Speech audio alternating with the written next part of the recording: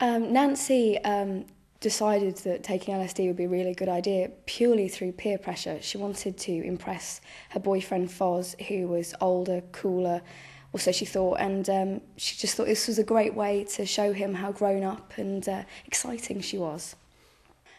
I think Nancy's character is very strong and she's opinionated, but if you take all that away, she's still very young. Particularly then, she was 16 when we did that, so she still wanted desperately to fit in, even though she told everyone she didn't.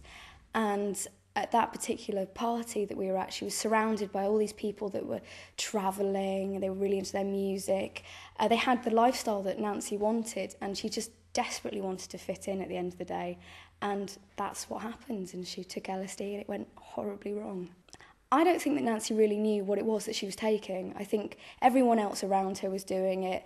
She thought, well, if they're doing it, then obviously I'm going to be okay. And that's what happened. When Nancy took LSD, she had a very bad trip. It all happened very quickly because obviously we've got half an hour to tell a story in. And when I was doing my research, which I did actually use Frank for, to find out about LSD, how it works, and watched a couple of films and stuff like that, a trip can last last longer than half an hour. So we had to condense that very, very quickly. And basically she ended up in the woods hallucinating, thinking that everyone else was sort of talking about her, was pointing at, was laughing at her, and these people's faces were becoming very distorted, so that it was just very frightening, and sort of the ground was moving and the trees were sort of swaying, and it was very frightening for her, and she didn't know what was going on.